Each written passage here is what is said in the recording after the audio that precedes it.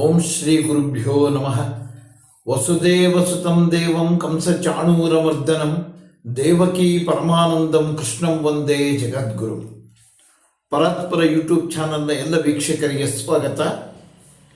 ಹಿಂದಿನ ವಿಡಿಯೋದಲ್ಲಿ ಶ್ರೀಕೃಷ್ಣ ಅರ್ಜುನನಿಗೆ ತಿಳಿಸಿದ ಯಾದವರಲ್ಲಿ ವಾಸುದೇವ ನಾನು, ಪಾಂಡವರಲ್ಲಿ ಅರ್ಜುನನೂ ನಾನೇ, ಮುನಿಗಳಲ್ಲಿ ವೇದವ್ಯಾಸ ನಾನು, ಕವಿಗಳಲ್ಲಿ ನಾವು ಏನು ಗುರುತಿಸಿದ್ದೀವಿ ಶುಕ್ರಾಚಾರ್ಯರು ಅದು ನಾನು, ಮತ್ತು ಜ್ಞಾನಿಗಳಲ್ಲಿ ಸಕಲ ಜ್ಞಾನ ನಾನು, ದಂಡಿಸುವಂಥದ್ರಲ್ಲಿ ಒಂದು ಭದ್ರತೆ ನಾನು, ಜಯ ಬೇಕಾದ ನೀತಿ ನಿಯಮಗಳು ನಾನು ಅಂತ ಎಲ್ಲ ವಿವರಿಸಿದ.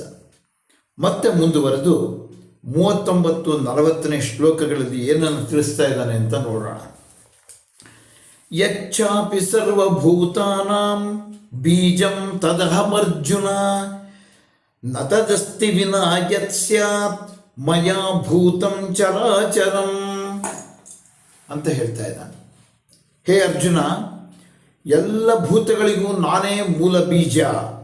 ಚರಾಚರ ವಸ್ತುಗಳಲ್ಲಿ ನನ್ನ ಹೊರತು ಬೇರೆ ಯಾವುದೂ ಇಲ್ಲ ಅಂತ ತಿಳಿಸ್ತಾ ಇದ್ದಾನೆ. ಎಲ್ಲ ಜೀವಿಗಳು, ಭೂತಗಳು ಅಂದರೆ ಜೀವಿಗಳು, ಎಲ್ಲ ಜೀವಿಗಳ ಮೂಲ ಬೀಜ ನಾನೇ.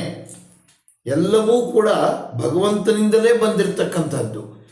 ಕೇವಲ ಜೀವಿಗಳಷ್ಟೇ ಅಲ್ಲದೆ ಎಲ್ಲ ಚರಾಚರ ವಸ್ತುಗಳಲ್ಲೂ ಕೂಡ ಭಗವಂತನ ಸೃಷ್ಟಿಯೇ ಅಡಗಿದೆ ಅಂತ ಈ ಶ್ಲೋಕದಿಂದ ನಾವು ತಿಳಿಯಬಹುದಾಗಿದೆ.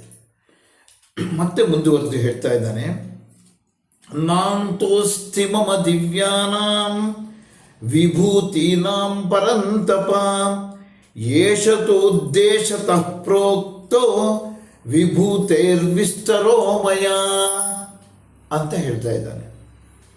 ಅಂದರೆ,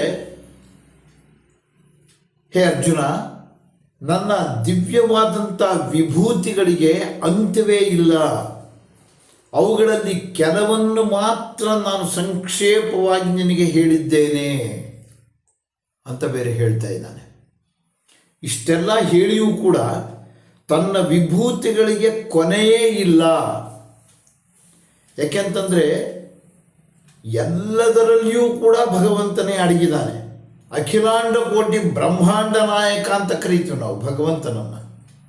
ಅಖಿಲಾಂಡ ಕೋಟಿ ಬ್ರಹ್ಮಾಂಡ ನಾಯಕ ಅಂತ ಗುರುತಿಸಲ್ಪಟ್ಟಂಥ ಭಗವಂತ ಯಾವುದರಲ್ಲಿ ಇಲ್ಲ ಅನ್ನೋ ಪ್ರಶ್ನೆ ಇದೆ. ಎಲ್ಲವುದರಲ್ಲಿಯೂ ಇದ್ದಾನೆ. ಎಲ್ಲ ಸೃಷ್ಟಿಗೆ ಕಾರಣನಾದವನೇ ಭಗವಂತ. ಲೆಕ್ಕವಿಲ್ಲದಷ್ಟು ವಿಶ್ವವ್ಯಾಪಿಯಾಗಿರ್ತಕ್ಕಂಥವನು ಭಗವಂತ.